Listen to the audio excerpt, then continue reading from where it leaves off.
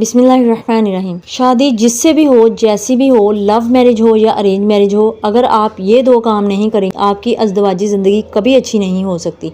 एक तो आपको सब्र करना पड़ता है, सेक्रीफाइस करना पड़ती है, और दूसरा अपने पार्टनर के साथ कंप्रोमाइज़ भी करना पड़ता है। और दूसरी चीज़ है इन्वेस्टमेंट। आपको सरमायाकारी करनी होगी अपने वक्त की, अपनी मुस्कुराहट की, अपनी तवज्जो की। याद रखें कि कारोबार में भी जब सरमायाकारी की जाती है तो फ़ौरन मुनाफा नज़र नहीं आता। शुरू के दिनों में हो सकता है कि आपको इसका फ़ायदा नज़र ना आए, आपको लग रहा हो कि मैं ही कंप्रोमाइज़ करती हूँ, मैं ही सेक्रीफाइस करती हूँ। अच्छा, यहाँ पे मैं सबसे पहले एक बात क्लियर करना चाहती हूँ कि बात जहाँ इज़्ज़त नफ्स की आए ना, वहाँ पे हद से ज़्यादा कंप्रोमाइज़ करना, सेक्रीफाइस करना, और वो भी शुरू के दिनों में, आपके लिए नुकसानदेह साबित हो सकता है। और ये बात मैं आपको हमेशा कहती हूँ कि जिस तरह से आप शुरू में अपने पार्टनर को आदी कर लेती हैं ना, सारी ज़िंदगी फिर आपको वही भुगतना पड़ता है। तो आपने अपनी सेल्फ़ रिस्पेक्ट को मद्देनज़र रखते हुए बाकी सारी चीज़ें करनी है। सब्र भी करना है, कॉम्प्रोमाइज़ भी करना है, लेकिन सेल्फ़ रिस्पेक्ट को आपने एक हद से ज़्यादा मजरूह नहीं होने देना। आप देखें, अल्लाह ताला भी इंसान को बर्दाश्त से ज़्यादा, सब्र से ज़्यादा नहीं आज़माता, तो फिर आपने ख़ुद भी अपनी ज़ात को सब्र से ज़्यादा, बर्दाश्त से ज़्यादा नहीं आज़माना। अगली बात करते हैं कि इन्वेस्टमेंट आपने करनी है, और हो सकता है कि इसमें आपको थोड़ी मुश्किल भी पेश आए। हो सकता है कि जिस बंदे से आपकी शादी हुई है वो आपके मिजाज का ना हो, वो आपकी पसंद नापसंद एक जैसी ना हो, क्योंकि आपने एक ट्रैक पे चलना होता है। तो आपने उनको अपने ट्रैक पर किस तरह से लेके आना है। अच्छा, यहाँ पे मुझे एक मिसाल याद आ रही है। एक बादशाह था, या फिर आप कह लें कि एक नवाब था, और उसका घोड़ा बहुत ही ज़्यादा अक्खड़ था, और किसी के पास वो ट्रेनिंग के लिए नहीं जाता था और किसी तरह से नहीं मानता था। बहुत लोग आए और किसी को अपने आगे कुछ नहीं समझता था। फिर एक आदमी आया और उसने दावा किया कि मैं आपके घोड़े को सुधार सकता हूँ। तो वो जो घोड़ा था ना, वो उसको लेकर आया, वो जो ट्रेनिंग वाला मैदान होता है उसमें छोड़ा। उसने पहले ही दिन जब घोड़े को दौड़ाया ना, खुद उसके साथ साथ पहले दौड़ने लग गया। वो दौड़ता रहा और साथ साथ घोड़ा जो है वो उसके साथ दौड़ता रहा। तब वो कुछ दिनों के बाद उसके साथ मानूस भी हो गया, उसकी बात भी मानने लगा, और वो अच्छी तरह से उसको ट्रेन करके ले आया। तो तब बादशाह ने या फिर वो नवाब ने उससे पूछा कि तुमने ऐसा क्या किया कि ये जो घोड़ा किसी के पास नहीं आता था और बचपन ही से इसका मिजाज जो है वो इतना अक्खड़ था, तुमने इसको किस तरह से ट्रेन किया। तो फिर उसने बताया कि सबसे पहले मैं अगर इसको दौड़ लगवाना चाहता था, इसको ट्रेन करना चाहता था, तो पहले मैंने खुद उसके साथ दौड़ लगाई। तब यानी मैंने उसको उसके रंग में रंग कर तब मैंने उसको ट्रेन किया। तो इसका ये मतलब है कि कुछ चीज़ें, कुछ बातें आपको सेक्रीफाइस करनी पड़ती हैं, कुछ अपनी ख्वाहिशात जो है वो साइड पे रख के उनकी तरह से आपको उनके साथ होकर चलना पड़ता है, और वो आपके साथ उस तरह से पेश आएँ जिस तरह से आप चाहती हैं। तो फिर आपको अपनी ज़िद भी छोड़नी पड़ती है, अपनी पसंद नापसंद भी छोड़नी पड़ती है, तब जाकर वो समझते हैं कि हाँ भाई, इसने मेरे लिए कुछ किया है। फिर मैं आपको कहती हूँ कि इज़्ज़त नफ्स की कुर्बानी आपने नहीं देनी है, बाकी आप हर चीज़ की कुर्बानी भी दें, कॉम्प्रोमाइज़ भी कर सकती हैं। अच्छा, अब हमें समझना ये होगा कि मियाँ और बीवी दोनों की ज़रूरियात मुख्तलिफ हैं। एक बीवी की बुनियादी ज़रूरत है मोहब्बत, उसे अपने अल्फाज, अपने अमल और अपने अंदाज से बार बार बताना और जताना पड़ता है। और एक शोहर की बुनियादी ज़रूरत होती है इज़्ज़त। मर्द को जब अपनी बीवी से मान और एहतराम मिलता है तो रिश्ता खूबसूरती से निभता है। औरत एक जज्बाती इंसान होती है और मर्द जो होता है वो एक लॉजिकल बीइंग होता है, यानी वो मंतकी इंसान होता है। जब कोई मसला हो तो मर्द को बीवी से ये पूछना चाहिए कि तुम्हारे जज्बात क्या हैं, और औरत को शौहर से पूछना चाहिए कि इस मसले का हल क्या है।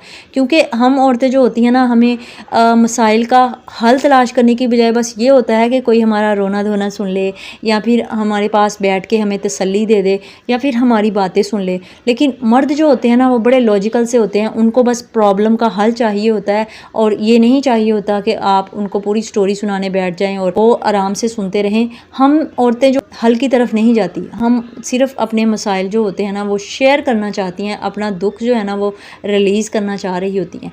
जबकि मर्द जो होते हैं वो मसाइल का सिर्फ और सिर्फ दो टोक हल चाह रहे होते हैं। तो याद रखें कि जब भी कोई लड़ाई या कॉन्फ्लिक्ट हो तो फिर डिफेंसिव मोड आपने नहीं अपनाना। आपने सफाइयाँ देने नहीं बैठ जाना, सामने वाले पर वार करने के लिए मत सुने, बल्कि बात को समझने और हल निकालने की नीयत से सुने। Choose your Beatles. ہر چھوٹی بات پر بحث کرنے کی بجائے کبھی کبھی آپ خاموش رہ کر بھی دیکھیں, اور یہ جو خاموشی ہوتی ہے نا, یہ بڑی لڑائی کو ٹال دیتی ہے. اور یہ میرا اپنا تجربہ ہے. جب بھی میں اپنی صفائی دینے کے لیے بادشاہ سلامت کے پاس گئی ہوں, یا پھر جب ہماری لڑائی ہوتی ہے, ظاہر ہے جب آپ کو کوئی غلط کہہ رہا ہو نا, تو آپ کو بہت زیادہ دکھ ہوتا ہے, اور آپ چاہ رہی ہوتی ہیں کہ آپ اپنے آپ کو صحیح ثابت کریں, یا پھر آپ ان کو بتائیں کہ ایک بندہ جس کی نظر میں آپ سب سے زیادہ معتبر ہونا چاہتی ہیں, جس کی نظر میں آپ سب سے زیادہ ویلیویبل پرسن ہونا چاہتی ہیں, وہ آپ کو اگر غلط کہہ رہا ہو تو آپ کا دل کرتا ہے کہ آپ اپنے آپ کو اس کے سامنے جسٹیفائی کریں, صحیح ثابت کریں. لیکن یہیں پہ ہماری سب سے بڑی غلطی ہوتی ہے. میں یہ آپ سے کہتی ہوں کہ اگر آپ چاہتی ہیں کہ اپنے آپ کو صحیح ثابت کریں, جسٹیفائی کریں, تو اپنے آپ کو صحیح ثابت کرنا, جسٹیفائی کرنا چھوڑ دیں. مطلب آپ ان کے سامنے صفائیاں دینا چھوڑ دیں, اور اس ٹائم ان کو چھیڑے ہی مت, ان کو کہیں ہی نہ کہ یہاں میری غلطی نہیں ہے, یا میں نے ایسے نہیں اس طرح سے بات کی تھی, یا پھر آپ مجھے غلط سمجھ رہے ہیں. ڈیفینسو آپ نے اپنی ذات کے متعلق ہونا ہی نہیں ہے, کیونکہ اس طرح سے آپ خود کو اپنے آپ ہی کٹہرے میں کھڑا کر دیتی ہیں. اور جب آپ اپنے آپ کو کٹہرے میں کھڑا کر دیتی ہیں تو سامنے والے کو آپ جج بنا دیتی ہیں, جو آپ کے بارے میں فیصلہ کرتا ہے کہ آپ غلط ہیں. تو اپنے پارٹنر کو انسپیکٹر یا سپروائزر مت بنائیں. جب کوئی تکلیف میں ہو تو وہاں لاجک اور دلائل دینے کا وقت نہیں ہوتا. اگر کوئی ڈوب رہا ہو تو آپ اسے یہ نہیں کہتے کہ آپ یہاں پر کیوں آئے ہیں. آپ آگے بڑھتے ہیں اور آپ اس کا ہاتھ تھام لیتے ہیں. آپ یہ سمجھیں کہ اس ٹائم آپ کے شوہر کی جو کیفیت ہوتی ہے نا, وہ غصے میں بھی ہوتے ہیں, وہ دکھ میں بھی ہو سکتے ہیں, وہ پریشانی میں بھی ہو سکتے ہیں. ہو سکتا ہے کہ وہ باہر سے لڑکے آ رہے ہوں, باہر سے پریشان آ رہے ہوں, اصل میں آپ کی جو آپ کی غلطی ہے اس پر نہیں, بلکہ وہ والا غصہ نکال رہے ہوں. اور زیادہ تر شوہر کرتے بھی ہیں اس طرح سے, کیونکہ بیویوں پہ بس چل رہا ہوتا ہے نا. بادشاہ سلامت خود جب باہر سے پریشان ہوتے ہیں تو ایم ہی ہر کسی کے ساتھ وہ کیا کہتے ہیں اس کو پنجابی میں کہہ رہے ہوتے ہیں, یعنی چڑچڑے سے ہوئے ہوتے ہیں. اور پھر جس پہ سب سے زیادہ بس چلتا ہے وہ آپ کی جو ہے وہ بیوی ہی ہوتی ہے. بہرحال یہ بہت مشکل ہوتا ہے, کیونکہ خود آپ بھی اس ٹائم تکلیف سے گزر رہی ہوتی ہیں, لیکن ہمیں اس ٹائم جو ہے وہ کمپرومائز کرنے کی ضرورت ہوتی ہے. اور یقین کریں کہ میں نے خود جب سے یہ کرنا شروع کیا ہے نا, میری لائف میں بہت زیادہ سکون ہو گیا. خود یہی سوچتی ہوں کہ زیادہ جو صفائیاں اور زیادہ جو بولنا ہوتا ہے نا, اس سے زیادہ لڑائی ہوتی ہے, اور جو کم بولنا ہوتا ہے, کم صفائی دینا ہوتا ہے, اس سے زیادہ سکون ہوتا ہے. تو اسی لیے اپنے پارٹنر کا ہاتھ تھامیں اور اسے اس مشکل کیفیت سے باہر نکال دیں. آپ خود بخود اس مشکل سے باہر نکل آئے گی. ہر رشتے میں نا 3 سٹیجز ہوتی ہیں. پہلی سٹیج خوبصورت مسکراہٹوں اور تعریفوں کی ہوتی ہے. جب شروع کے دن ہوتے ہیں نا, جب شادی ہوتی ہے نئی نئی, تو پھر اس ٹائم پریکٹیکل لائف میں ہم غصے نہیں ہوتے, تو اس ٹائم جو ہے نا وہ بڑا ایک وہ کیا کہتے ہیں اس کو, ہنی مون پیریڈ چل رہا ہوتا ہے. خوبصورت مسکراہٹیں ہوتی ہیں, صرف تعریفیں ہوتی ہیں. دوسری سٹیجز میں مشکلات آتی ہیں, خامیاں سامنے آتی ہیں, اور بہت سے لوگ یہیں پہ ساتھ چھوڑ جاتے ہیں. لیکن اصل کمال ہے تیسری سٹیج, جہاں آپ ایک دوسرے کو مکمل طور پر سمجھ لیتے ہیں, اور اس کی تمام تر خامیوں کے ساتھ یہ فیصلہ کرتے ہیں کہ یہ جیسا بھی ہے میرا ہے, اور میں اس کا ہوں, اور یہی سچی محبت ہے. آپ نے کسی عام انسان کو نہیں چنا, آپ نے اس انسان کو چنا ہے جو آپ کی ہر خوشی ہر غمی آپ کے ساتھ ہوگا, جو آپ کے بچوں کا باپ یا ماں بنے گی. اس لیے ایک دوسرے پر ایزی رہیں. Try to be easy on each other. تنقید کریں گے تو ری ایکشن آئے گا, تعریف کریں گے تو پازیٹیو رسپانس آئے گا. بہت ساری جگہوں پہ میں نے خود اپنے آپ کو تبدیل کر لیا ہے, اور اب الحمدللہ میری خود زندگی میں بہت زیادہ سکون ہو گیا. اچھا میں آپ کو بات بتاؤں, بادشاہ سلامت جو ہے نا, وہ شروع ہی سے بچپن ہی سے ایک تو بڑے تھے, ایک لاڈلے تھے, اور بہت زیادہ غصے والے تھے. اور میں شروع میں کیا اب تک بہت پریشان رہی. مجھے بہت ایسا لگتا تھا کہ میں کس طرح سے ایسے انسان کو ہینڈل کر پاؤں گی جو پل میں تولا اور پل میں ماشا ہو جاتا ہے. لیکن الحمدللہ میں نے اس کا یہی حل نکالا ہے کہ خاموشی 100 سکھوں کا ایک علاج ہے.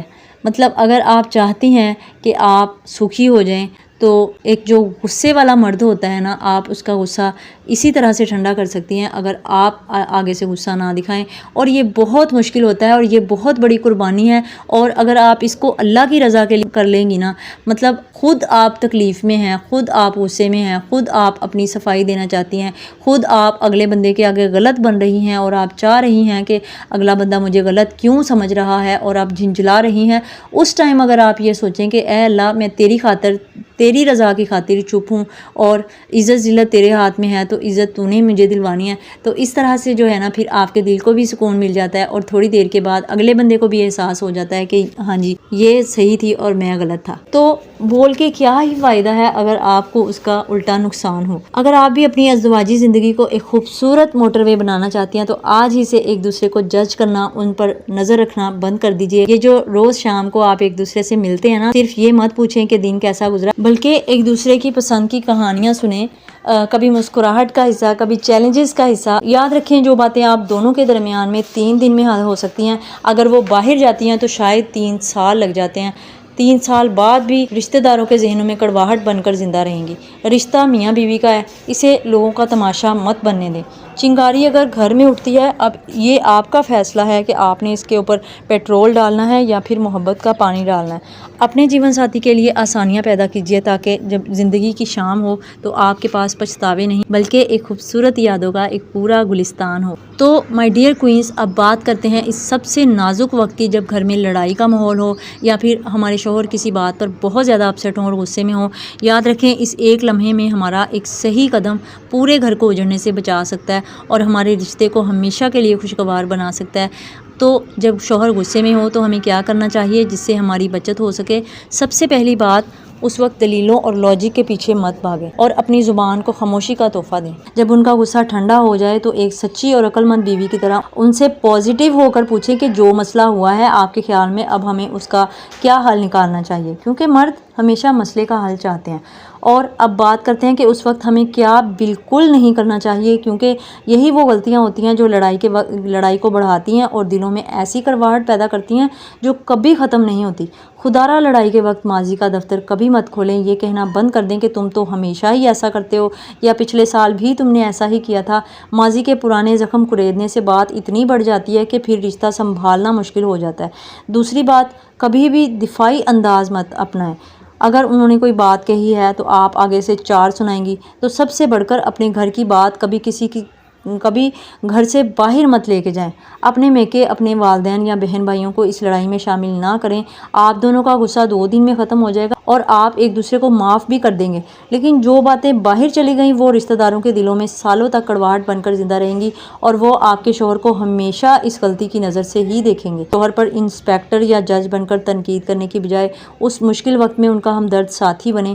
آپ کی یہ تھوڑی سی نرمی اور صبر ان کے دل میں آپ کی عزت اور محبت کو اس مقام پر لے جائے گی جہاں سے کوئی آپ کو گرا ہی نہیں سکے. اچھا، اللہ پاک جنت الفردوس میں اعلیٰ مقام عطا فرمائے میری ساس کو. میرے جو سسر ہیں نا، میرے ابو ہیں، وہ ایک بات ہمیشہ ان کی زندگی میں بھی کہا کرتے تھے اور اب وہ اس دنیا سے چلی گئی ہیں تب بھی وہ یہ کہا کرتے ہیں کہ تیری امی نے نا میرے تے احسان بہت زیادہ، تیری امی نے میرا ساتھ بہت دیتا. اور بھی بہت ساری اس طرح کی باتیں کرتے ہیں. لیکن جب بھی وہ یہ بات کرتے ہیں نا کہ تیری امی دے بہت سارے احسان، انہوں نے میرا بہت زیادہ ساتھ دیتا، تو میرے دل میں بڑی ہی ایک خواہش بھی جاگتی ہے، میری دعا بھی ہے. اور میں یہ بادشاہ سلامت سے بھی کہا کرتی ہوں کہ جب میں اس دنیا سے جاؤں نا تو میں یہی چاہتی ہوں، بالکل یہی الفاظ بولا کریں، اس نے میرا بہت ساتھ دیا تھا اور اس کے میرے اوپر بہت سارے احسان ہیں. اس نے کبھی مجھے مشکل میں نہیں آنے دیا اور اس نے مجھے ایک پرسکون زندگی دی. تو بس یہی ہر ایک عورت کی خواہش بھی ہوتی ہے کہ جب میں مروں تو شوہر جو ہے نا وہ میرا مجھ سے راضی ہو. تو رشتہ میاں بیوی کا ہو یا کوئی بھی ہو، یہ ایک پودے کی طرح ہوتا ہے. اگر آپ اسے روزانہ محبت اور صبر اور عزت کا پانی دیں گی تو ہمیشہ ہرا بھرا رہے گا. کوئی بھی انسان مکمل نہیں ہوتا، خامیاں سب میں ہوتی ہیں، لیکن کمال تو اسی میں ہے نا کہ ہم ایک دوسرے کی خامیوں کو چھپا کر خوبصورتی سے زندگی کا سفر طے کریں. اور مجھے پورا یقین ہے کہ انشاءاللہ آج کی ویڈیو یہ دیکھنے کے بعد آپ اپنے رشتے میں ایک پازیٹیو تبدیلی ضرور محسوس کریں گی. اور انشاءاللہ اگر آپ نے میری باتوں پر عمل کیا اور میرے تجربے سے سیکھا تو اپنے گھر کو محبت کا گہوارہ ضرور بنا لیں گی. اب آپ کی باری ہے کہ کمنٹ سیکشن میں ضرور بتائے گا کہ آپ کو اس ویڈیو کا کون سا حصہ سب سے زیادہ اچھا لگا. اور اگر آپ کو لگتا ہے کہ اس ویڈیو سے کسی ایک گھر کی لڑائی بھی ختم ہو سکتی ہے تو اسے اپنے پیاروں کے ساتھ شیئر کرنا مت بھولیے گا. اگر آپ میرے چینل پر نئے ہیں تو ایسی ہی دل کو چھو لینے والی موٹیویٹنگ ویڈیو آگے بھی دیکھنا چاہتے ہیں تو ہمارے اس خوبصورت یوٹیوب خاندان کا حصہ بننے کے لیے چینل کو ابھی سبسکرائب کیجیے گا اور بیل آئیکن کو دبا دیجیے گا. اپنا اور اپنے پیاروں کو بہت زیادہ خیال رکھا کریں. زندگی بہت مختصر ہے، کوئی پتہ نہیں ہے اگلے لمحے کون کسی سے جدا ہو جائے.